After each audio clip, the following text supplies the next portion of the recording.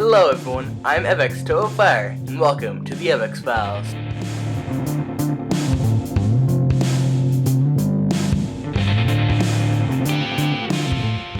The show where we go into more detail about specific characters in the Avaku universe. So the botanical cover for this month was talking about the Order of Montanui. So we're going to be talking about one of the lucky members to actually get a real Lego set. We'll be talking about Brutaka. So starting off with his early life, Brutaka spent a long time as a lieutenant of the Brotherhood of Makuta. It's actually unknown how long he spent as a lieutenant in the Brotherhood, but I digress. This is very interesting to me because I'm a huge fan of the character being on the enemy side, then later joining the hero side, kind of plot point in stories and stuff. Brutaka soon was unhappy with his lifestyle. Yeah, no kidding. I mean, all the messed up things the Brotherhood does? Oh boy.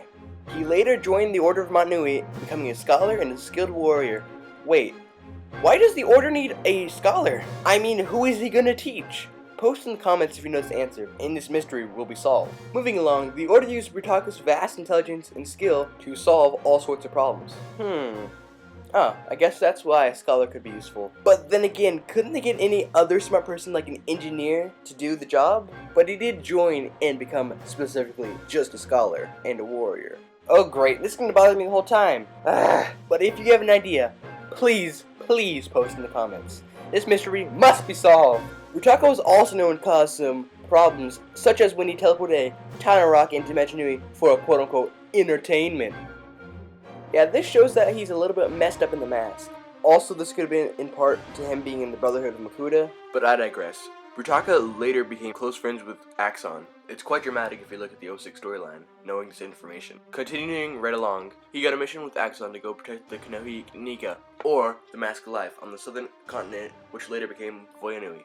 They were also given a second mission to help the native Matoran on the island, without revealing the Order's existence. But everything good cannot last forever. In Brutaka and Axon's case, when the Great Cataclysm struck, Voyanui broke loose and rose to the surface of the sea. Surprisingly, Brutaka and Axon survived and they continued doing their jobs, but Brutaka had second thoughts about the Order and believed that Montanui had abandoned them or died. He suddenly betrayed the Order of Montanui and joined the Brutaka when they came to Voyanui. The Brutaka exchanged a Zamor Spear to Brutaka due to him defeating the Toa Nuva. Quick side note, the Toa Nuva were thought to be the most powerful Toa, only being second by Takanuva, but this shows that they were a cakewalk for the Brutaka and Brutaka. Although his previous actions may paint him as a villain, he still cares for the Matoran. He saved some Matoran from a rogue Doom Viper, and for all you might think that, oh, it's just a small Rahi, a small threat like a Fiku spider. Trust me when I say, it's a major threat. Here's a quote from the botanical book, Rahi Beast, written by Greg Farsty and Jeff James. Quote, a Doom Viper's breath is a toxic compound, capable of killing any plant or animal it touches. End quote. Yeah, a real strong Rahi.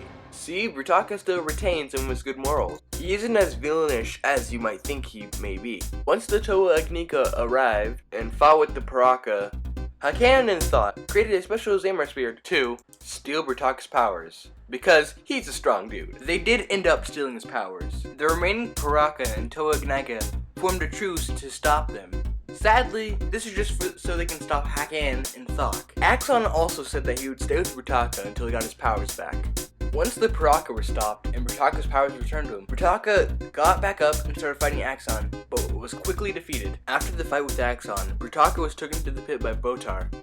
While in the pit, Brutaka met the infamous Baraki, who were trying to pursue a Matoran named Dakar, who had just found the Mask of Life after it fell into Maranui. Brutaka was about to intervene, but before he could do anything, a giant squid dragged him away. Aw man, just imagine the size of the squid. For one, Brutaka is a bigger character, so it must have been a massive squid. Like I said earlier, Brutaka switches back from being bad to good, and this time he redeems himself by stopping Makuta Pterodex from recreating the Nui Stones with the Staff of Brutaka. Wait, where did Pterodex get the staff? I mean, they're all in the ocean, so did someone just chuck the all-powerful Staff of Brutaka into the ocean? I digress. Botar was summoned, and he throws the Staff of Brutaka to Daxia, where it was activated. I'm sorry if I pronounced Daxia wrong. The Order heard about what happened, and they welcomed Brutaka back, but he was on probation. He was given the task of capturing the Dark Hunter named Dweller, who was spying on the legendary Takanuva, Toa of Light. Dweller was planning on killing Takanuva, But luckily, Brutaka was triumphant and he stopped Dweller before he could do anything. Brutaka uses Konohi to send Takanuva to the Toanuva, but Brutaka's mask was slightly damaged and he accidentally sent him to a parallel universe. Because nothing can perfectly work in the Bionicle storyline. Brutaka's adventures continue when he was tasked with gathering a group of villains, this being Makuta Spyra, Pterodox, Karpar, Laraka, Brutaka, and Vazon, for a nearly suicidal mission. Their mission was to find and free the original leader of the Brotherhood of Makuta. Not Pterodox, as some newer fans might think. It was actually Makuta Miserex, who was actually not evil. What I mean by that is Pterodox was the one who made the Makuta known as an evil group. The group made their way to him, but they encountered a problem. This was a rebellion headed by none other than Spyra. After the little scuffle, they went to a small southern island where they were supplied by weapons by Ternuma. Fans, please don't kill me if I say the names wrong. Thanks. Everyone was about to leave when suddenly a huge entity named Tren Krom appeared and a battle was raged. This ended up with the death of Karpar, and the group was captured and then released. The group continued their journey, where they found themselves in Ardaxia, where Brutaka saved Spyrex from a trap. I find this point kinda interesting because early on in the journey, Spyrex led a rebellion against Brutaka, yet at this point, Brutaka saves him from a trap, the trap could have easily killed them both. So yeah, I find that quite interesting, you know? Anyway, the group finds their way to a cave, and there's another betrayal. But this time it isn't Spyra, but instead it's Pterodox.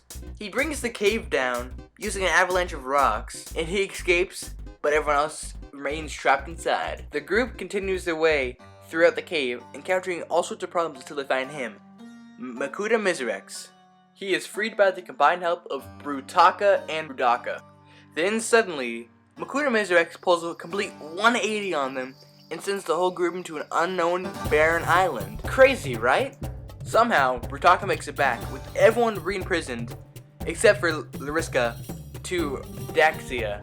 I'm sorry if I'm butchering the names of Bionicle. I am a true Bionicle fan, I swear. I promise, I'm not lying. Brutaka is informed about a thing called Destiny War that's going on by Helrix. To this day, I'm still not sure why it's called Destiny War, but I digress. A plan is formed where Brutaka and Axon are going to go try to ally with the Skakdi, but there's a slight issue. The Skakdi decide to attack them instead of actually aligning with them. But the genius Brutaka, on the fly to remind you, pretends to surrender, and Axon and Brutaka are led to Nektan, who agrees to help Brutaka and Axon. After the little chat with Nektan, the pair stumbles into a hidden chamber where a pool of antidermis lays. Another quick side note, antidermis is the essence of Makuta, which that means they are created from that substance. It's crazy, I know. All the Makuta are made from this little pool of antidermis.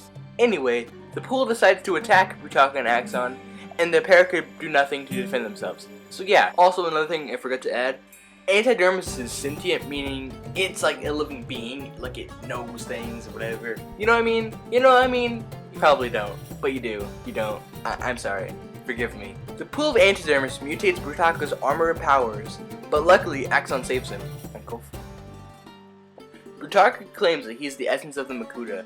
Side note, in my opinion, this dude is completely insane at this point. So if I were Axon, I wouldn't listen to a word he would say. Also to add to this, Brutaka gained the habit of referring to himself as we instead of I.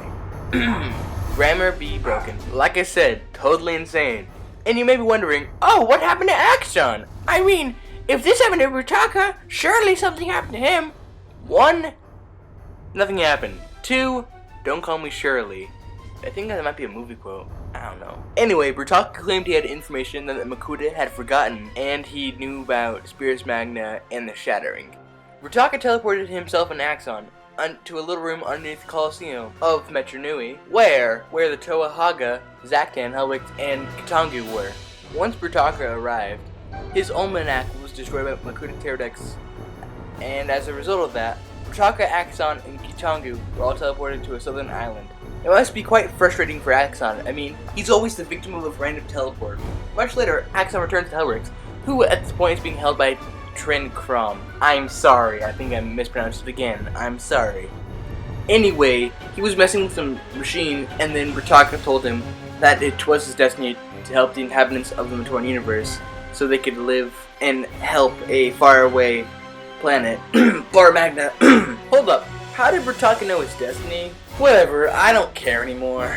An argument broke out between Brutaka, Axon, and Mizrex about how they should stop Makuta Pterodax. The argument started a battle, and Toa Tuyet and Trendcom joined with Brutaka, and everyone else joined with Helrix. They all battled for a bit, and then Artaka interrupted them. Then all of a sudden, Makuta Pterodax took control of the Mountain Dew robot, and they're all injected into orbit. Lucky for them, Vizon opened a dimensional vortex, teleporting them all to Boda Magna. On Boda Magna, they all met the great being that was originally cursed by the Mask of Life, or the Ignika. And that's the last thing we heard about Brutaka and everyone else. Now I'm going to talk about his personality. Brutaka was originally a faithful member of the Order Matnui, then he lost his faith. After he fell into the Antidermis, he gained knowledge about the Great Spirit's mission. Oh, that's how we knew about Trincrom's destiny. Brutaka also started referring to himself as we instead of I. I told ya, he's crazy, bro. Brutaka's powers and equipment changed a lot throughout his journey. I mean a lot. He originally wore a gold almanac or mask of dimensional gates and had rotating blades that could also be charged with lightning. He also had 2 hidden proto-steel daggers on his back.